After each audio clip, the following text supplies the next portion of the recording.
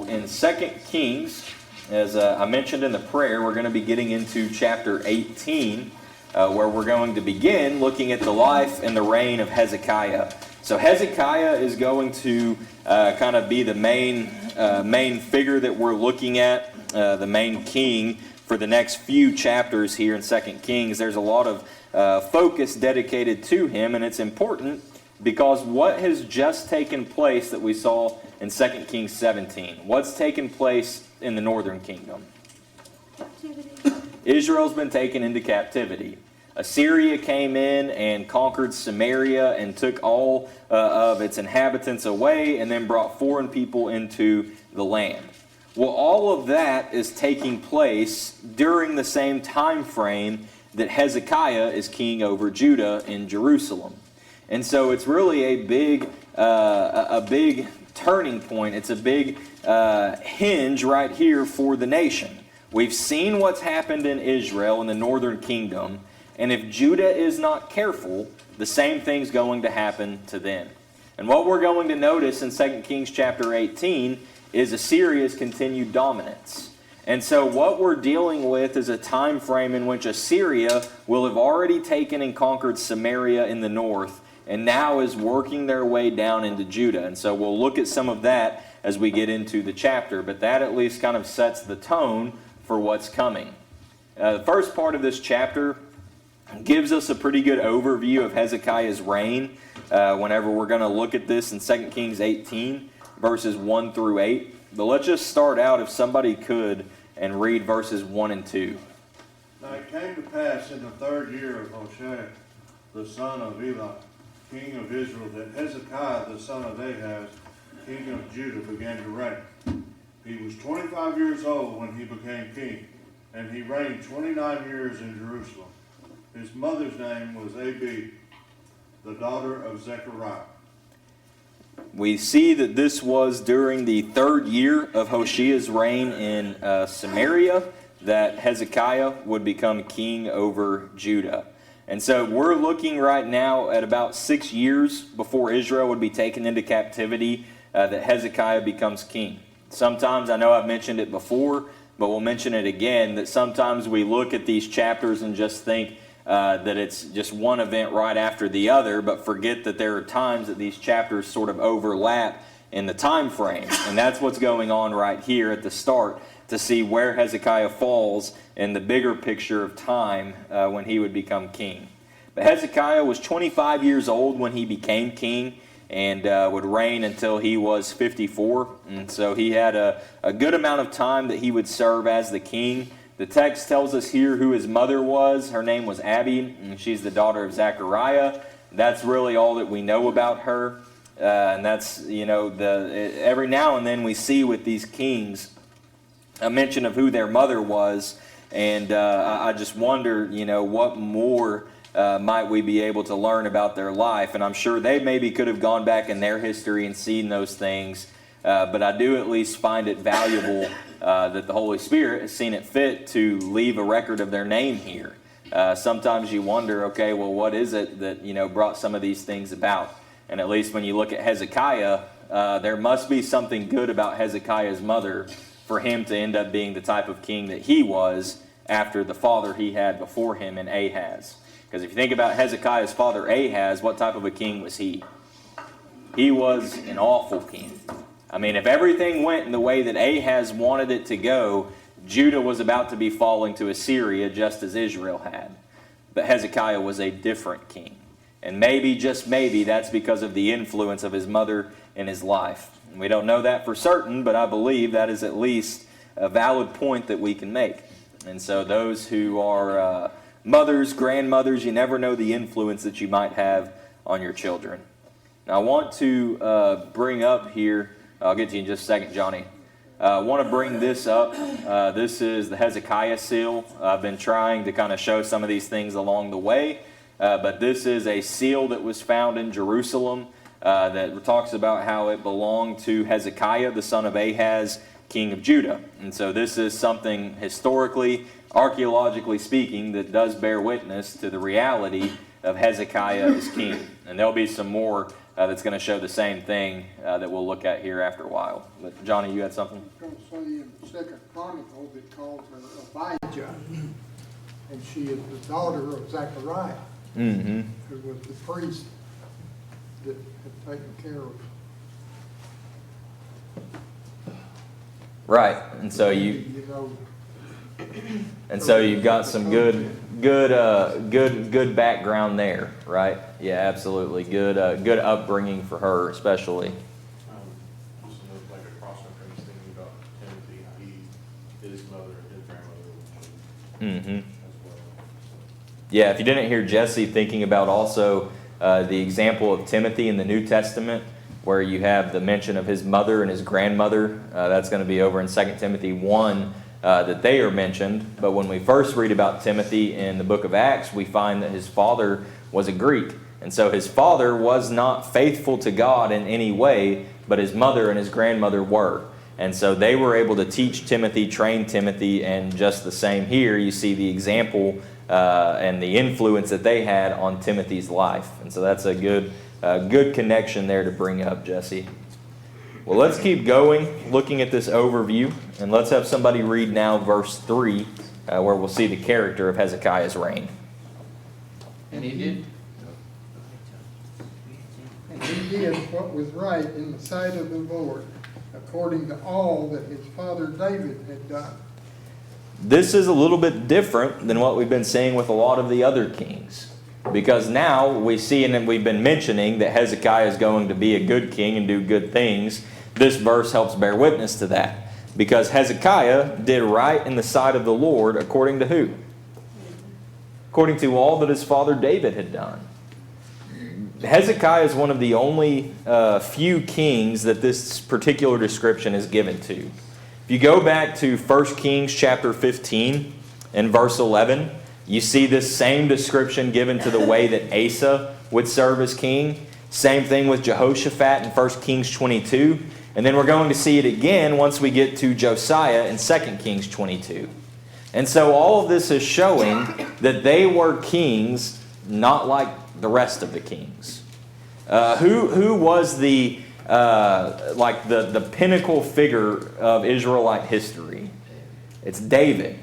And so to be able for it to have been said about you that you were a king who did right in the sight of the Lord according to all the ways of his father David, what's that say about you? You're doing pretty good. You remember what's said about David in the book of Acts? How David is a man after God's heart? That's essentially going to be the same as Hezekiah right here. That he's striving to do what's right by God, and he wants to be loyal and faithful to God, even if it is different from his family before him. Jesse? Josiah. Yeah, Josiah was 2 Kings 22, and verse 2 is where we're going to see that same description once again. Right. Yeah, those were the only three. Asa, Jehoshaphat, and Josiah who received that same description of having done right according to all the ways even of David. And then we'll kind of see a bit of a glimpse of how this good was coming about. So did you have something, Johnny, before we move into these next verses? We were mentioning David there. The people chose Saul. We saw how he turned out. Mm-hmm. God chose David, and so he is the mark to shoot for, basically. And I think, but because of the going down the lineage, you run across some that it didn't stick with too good. right. And I think that it's also valuable, too, at this point to think about what's been going on as a whole, because even though the nations are divided, there's still the connection to the fact that they're all the children of Israel. And so if things are going to be brought back together, if there's going to be some sense of unity or restoration within the nation, you want somebody like David in charge. And so even in this, there's maybe a bit of a glimpse that there might be some hope that someone's going to be able to in some way hold things together. And of course the way in that's going to take place is by trying to get back to the Lord. You have your hand, Aaron, and then we'll come to Jesse. So this also, we got to remember Genesis 49:10. that David was picked through providence way before the people of Israel picked a king in Saul. You know, he was picked, the scepter shall not depart from Judah. So Judah had already been picked to be the king, to be that lineage that Jesus would come from. And so God had already had all that worked out. He just was relying, David was just the first to be that man after God's own heart. Right, to have the scepter out of Judah. And yeah, now it's just following along. And even you want to mention that promise, think about the promise made to David about his son that would be on the throne. And all of that's continuing to work and move forward till we get to Jesus. But along the way, we see that David's family did not always do what they needed to do. And of course, we see that in Ahaz, and Hezekiah is going to work to fix some of that. But then, unfortunately, it's just going to get corrupted again and need reform again and get corrupted again until it was too late. Jesse? It'd be interesting to see what they did in their life, because we have 2 whole books for David, and then like 20 verses for these things, to seeing what event God picked out to see why they deserved that title. Right, yeah, absolutely. Because there's so much history and so much that would have taken place that we just simply don't see. Matter of fact, Jared and I were talking about it earlier this week, about some of the kings and things where it's like we see that they reigned for over 20 years, but we only have about like 8 verses dedicated to what they did. Now, obviously, what took place based on the description, the character of their reign, it was going to be either good or bad, but still would be interesting to know more about it. And with Hezekiah, we're going to get more of a glimpse into some of Hezekiah's reign, but it's really only specific to just a handful of events and not really the overall. And the overall is sort of what gets described in these verses of verses 4 through 8. And in the Kings, there's not that much, but you see quite a bit more laid out about some of these reforms and successes when you look in the Chronicles. There's quite a bit more that's dedicated to it there. But at least for the purpose of the Kings, we don't have near as much recorded about these things, yet we can see enough to recognize the good and the reform that was taking place. So let's have... no, you're good. Just thinking about why these books were written. Like you have the Kings describing, this is, if I'm not mistaken, the Kings were written to describe why they were in captivity, and the Chronicles were reminding them who they were when they come out of captivity. So just having the glimpses of, this is why you were here. You have like 2 whole chapters of the bad king, and you have 8 verses of a good king. That's probably why you were in this position. Yeah, because so much of it is just continually showing the sin and the error. And then when things get better, back to like I mentioned with Aaron, there's reform that takes place, but it doesn't stick. And then they get corrupt again. And then there's hope again because there's another good king and some more reform. And then, unfortunately, they just keep repeating that cycle.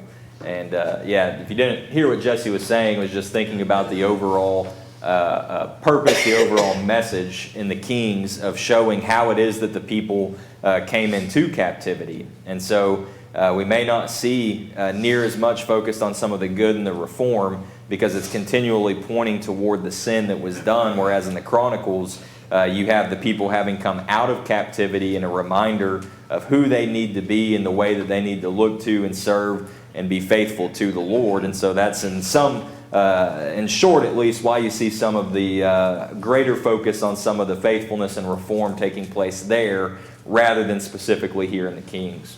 But let's have somebody read now 2 Kings chapter 18, verses 4 through 8. He removed the high places and broke the sacred pillars, cut down the wooden image and broke in pieces the bronze serpent that Moses had made. For until those days the children of Israel burned incense to it and called it Nehushtan. He trusted in the Lord God of Israel, so that after him was none like him among all the kings of Judah, nor who were before him. For he held fast to the Lord. He did not depart from allowing him, but kept his commandments, which the Lord had commanded Moses. The Lord was with him. He prospered whatever wherever he went, and he rebelled against the king of Assyria and did not serve him. He substituted the Philistines and as far as Gaza and its territory, from watch over to fortified city. Where does Hezekiah begin with these reforms? What's the first thing that we see him doing back up to verse 4? And get rid of them high places. He's taking care of the high places and the sacred pillars, and he's cutting down what? The wooden images. And then what do we see? He breaks in pieces the bronze serpent that Moses had made. Can't believe we still had that. Yeah. That's going to go all the way back to the wilderness in Numbers chapter 21. Numbers 21, if you go back and think about what's taking place there, the people are complaining as they so often did. God ends up sending these fiery serpents out into the camp, and when a serpent would end up biting one of the individuals, they were hopeless and they were going to die. And so then the people realize, okay, maybe we shouldn't be complaining. So they go to Moses. Moses goes to God on their behalf, and the cure for all of these fiery serpents is that God tells Moses to make a bronze serpent, put it on a pole, stick it up so that whenever someone was bitten by the snake, if they looked at the serpent, they would live. That's going all the way back to Numbers 21 in the wilderness. The intent in no means was ever for that bronze serpent to become an idol, but the people did what they always did, and at some point during the time that had elapsed, people see the bronze serpent, and now what do they do with it? They start to worship it. It's pretty interesting as well, looking at it, that there actually was kind of a history of worshiping some of these bronze serpents in that time frame. These are some different bronze serpents that were found in Israel. And so obviously not the same one that was used in the wilderness, because what did Hezekiah do to that? He broke it and destroyed it. One person said he took their object of false worship and made it into scrap metal. And that's what he did. He took it, broke it down, destroyed it. But people were taking, and you see the process and the practice that the pagans, because there's a connection, they say, actually to the cult of Asherah. And I think I've shown some images of that before, of kind of the goddess who was there looking out the window, and some of the connection to Jezebel. But nonetheless, there is connection in some of that to some of these serpents. And so it's all of the pagan influence coming in and causing them to start to look to and idolize. And then, lo and behold, here's the serpent. And now let's just call it Nehushtan, literally the bronze thing. That's what they were doing and worshiping. But Hezekiah had the courage to go in and to get rid of it. Now, so far with the kings that have come up, even when there's a mention of a king who has been good, what is it that they have always left in place? The high places and the idols and all of these things. They may rid the idols out of Jerusalem, but they're not willing to go beyond to the high places. Chances are even this bronze serpent was probably there in Jerusalem, and they just never really wanted to touch it before, because who's the connection to? It's to Moses. And so there's just this continued form of idolatry that was going on, but Hezekiah was different, because Hezekiah wasn't going to allow it. Hezekiah had the courage to get rid of the high places, to get rid of this bronze serpent. He was a man of faith who trusted the living God and followed his law and did not want people worshiping dead and useless images. And so he takes care of all of these high places. But remember who Hezekiah's father was. He was Ahaz. He's the one who came in and puts a pagan altar there outside of the temple and changes everything about the temple. Ahaz wanted to be like the kings of Israel. And so Ahaz would have been bringing in all sorts of idolatry into Jerusalem, into Judah as a whole. And so for Hezekiah to go in and to take out the high places and to try to get rid of all of these wooden images and all of these idols, including this bronze serpent, what was Hezekiah doing? Cleaning house. He's cleaning house, literally, right? Not just in the sense of getting rid of all of it out of the house of the Lord, But he's even being willing to do something about his own physical family, his own physical house. If we want to be like Hezekiah, sometimes the only way to truly make reform is to be willing to clean house. Not just to get rid of all those things that need to be gotten rid of, but also being willing to do something different from our family before us. So I wonder if this has to do, because a lot of these kings, they didn't study the scriptures and they didn't know. I don't really truly believe. I don't think they had the influence. So I wonder if this has to do with his grandfather's influence on his mother's side. Mm-hmm. And while his dad's doing all this, his grandpa's like, oh man, you know? And then he's growing up seeing and hearing the truth from his mother and his grandfather. And it's just a good example of, I mean, we're just speculating that Right. that's how it happened, but it had to happen somehow because he obviously knows to do these things. And when he comes in and he does these things, he knows that this is wrong. And it just goes to be our ignorance is not going to be an excuse. Mm-hmm.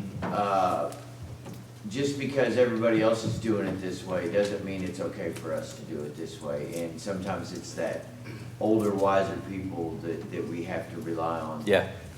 to point the direction, but then it's ultimately on us, because he could have had his grandpa saying, oh, this is bad, but it ultimately was on him to go in and take care of this. Right. Well, because even, to that point, thinking about what Ahaz did when Ahaz had the plans sent in for his new altar, and then they're going to build the new altar, and then he starts to rearrange everything about the temple, and then claims, well, the new altar is y'all's, and I'm going to take the other altar, and that's going to be mine.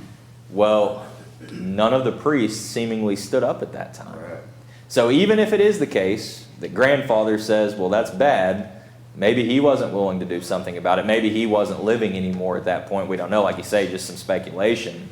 But nonetheless, it's Hezekiah that we see taking the courage to act. And you think about what he's doing in these reforms. Whenever things start to change, and things such as sacred cows, if you will, are suddenly being removed, how do people feel about that? I don't like it. People get mad. Hezekiah was willing to deal with that type of anger and that type of disappointment from the people, and everything that comes with that, because Hezekiah's concern was to get right with the Lord. When it's the case that reforms take place today, people aren't always going to like it. When you want to get rid of the things that people have been doing, or the things that people prefer, and the things that people like, and you start trying to change those things, it's going to be met with resistance. But are we going to have the courage like Hezekiah to make sure that what the Lord wants done is what gets done? Johnny? I'm just gonna say, we can see this starting all the way back with Gideon, who made the ephod to commemorate what God had done, the deliverance he had given through him. And the serpent was to commemorate what God had done in saving them in the wilderness. But they had quit remembering what it was for and started worshiping it. Just like in this day and time, there's a lot of folks that worship the cross a whole lot more than they do the one that died on it. Yeah, they make an idol out of it, absolutely. Not really recognizing the purpose of it. And, that's, like you say, that's something that can very much happen, right? That sometimes you've got that, and people, like you say, worship it more than the one they should be worshiping. And so that's a good thought there to bring up. Concerning these reforms, this is an altar from Beersheba, one that they have kind of reconstructed anyway, but to give you an idea of what some of the altars and the high places that Hezekiah would have been tearing down. Matter of fact, they found stones from an altar that would have been constructed like this, that all go back to the time, based on how they do it all, to the time that Hezekiah was king, and so all connected to some of the reforms, where Hezekiah is doing everything he can to get rid of the high places and all of the pagan worship. And like Aaron said, he's just working to clean house. But you keep looking at all of the description that's given here to these reforms. You look in verse 5, and what does it tell us about Hezekiah? He what? And even if you keep following through, he trusted in the Lord God of Israel to the degree that he was unlike any other king of Judah. That is a huge testament to Hezekiah's faith and trust. Again, thinking about reform and the nature of it and how people don't like it, people are going to get angry. There's no telling the type of threats that Hezekiah faced, anything like that. How is it that you're able to continue to push through and keep making the changes that need to be changed? You've got to have faith. You've got to trust in the Lord God of Israel. Then you keep going and you come to verse 6. And what's it tell us about Hezekiah? Hezekiah held fast to the Lord and did not depart from following him, but kept his commandments which the Lord had commanded Moses. The picture is that Hezekiah is just gripping as tight as he can, holding on, not willing to let go of God. How tightly are we going to hold on? Things get tough. People get angry. People get upset. People start calling names. People start throwing things. Are we going to let go of God so we can grab something to throw right back at him? Hezekiah was holding fast to the Lord, doing everything he could to be faithful, to be obedient to him, just as God had commanded to Moses. And this is where some of the things within the Chronicles is going to come into play. If you go to 2 Chronicles 29 and verse 3, 2 Chronicles 29 and verse 3, we find that during the first month of Hezekiah's reign, he reopens the temple and repairs the doors that Ahaz had shut up. So Hezekiah's father shut the temple down. Hezekiah becomes king, and within the first month is repairing and reopening the temple. He's starting very early on in his reign to do these things. And from 2 Chronicles chapter 28 all the way through the end of 2 Chronicles chapter 31, Hezekiah is doing all of these reforms and making sure that not just the idols and the high places are gotten rid of, but also doing what he can to try and bring back true worship and the celebration of the feasts and everything else that was to be done according to the law of Moses back to Judah. And so actually, if we look at 2 Chronicles 31, 2 Chronicles chapter 31, let's have somebody read verses 20 and 21.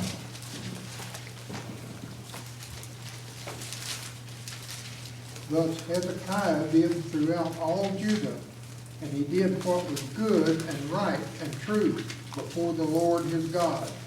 And in every work that he began in the service of the house of God, in the law and in the commandment, to seek his God, he did it with all his heart, so he prospered. You look at those verses that talk about how Hezekiah did all that he did. The way that he brought about all of his reforms, the reason that he did what was good and right and true before the Lord, every work that he began in the service of the house of the Lord, in the law and the commandment to seek God. How did Hezekiah do it? He wasn't half-hearted about it. He wasn't just doing it as a matter of convenience. He wasn't just doing it to please somebody else, but he's doing it because he knows it's right. Hezekiah was doing these things with all of his heart, and that's the only reason that Hezekiah is able to push through whatever would have come in the process of all of the reforms.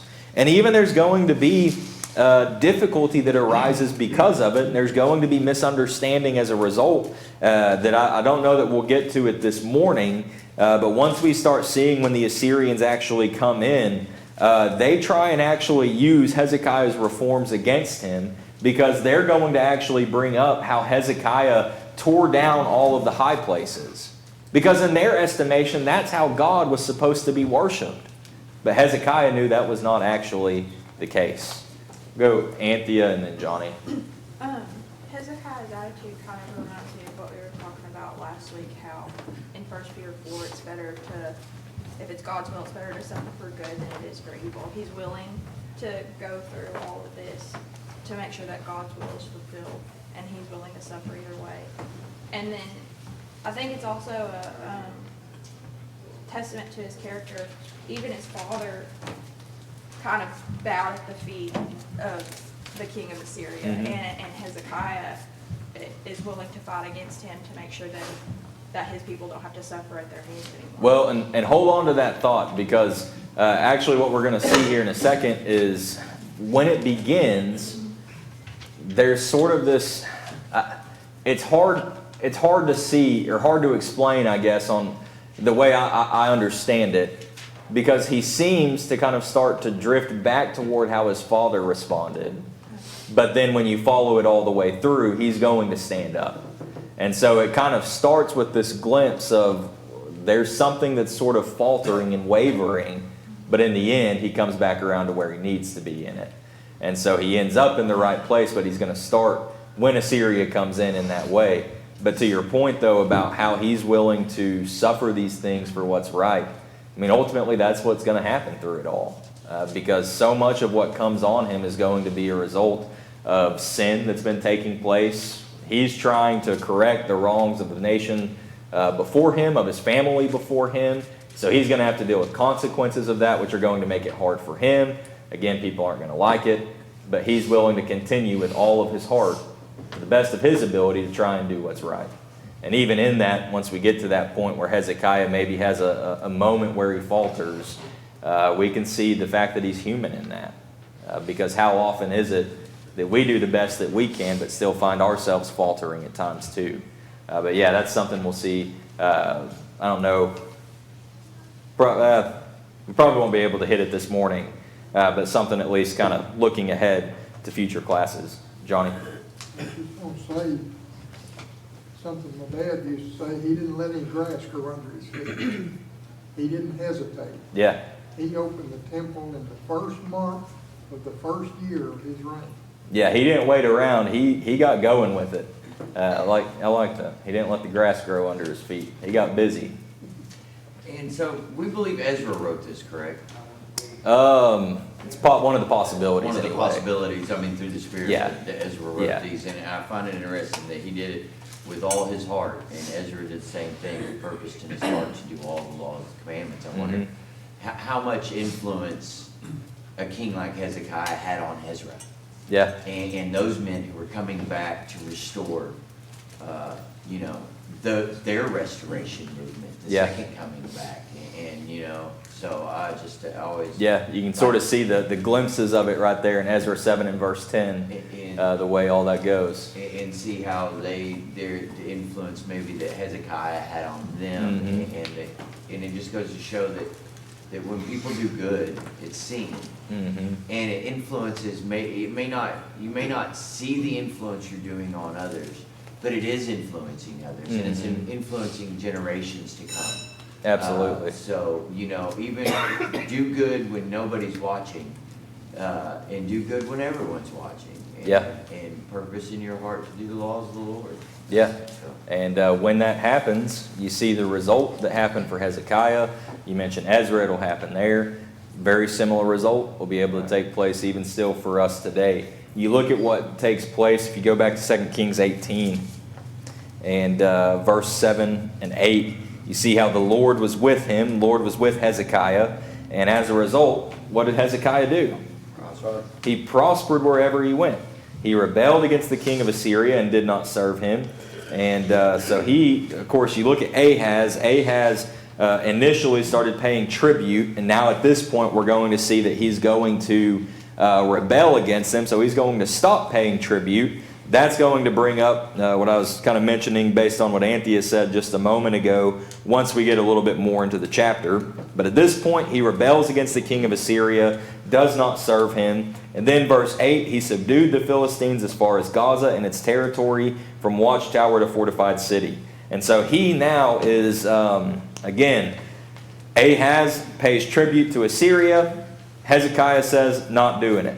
And then Ahaz had started to lose territory even to the Philistines. Hezekiah says, we're going to go get the land back. So he is reforming the nation, having success in all of these things, all getting back to the fact that it's because Hezekiah, with all his heart, sought God and wanted to obey God.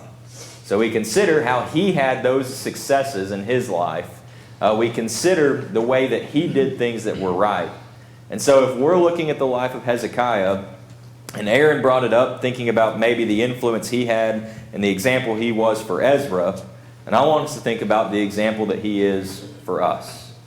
So if we want to do what's right in the sight of the Lord the same way as Hezekiah, how can we follow Hezekiah's example?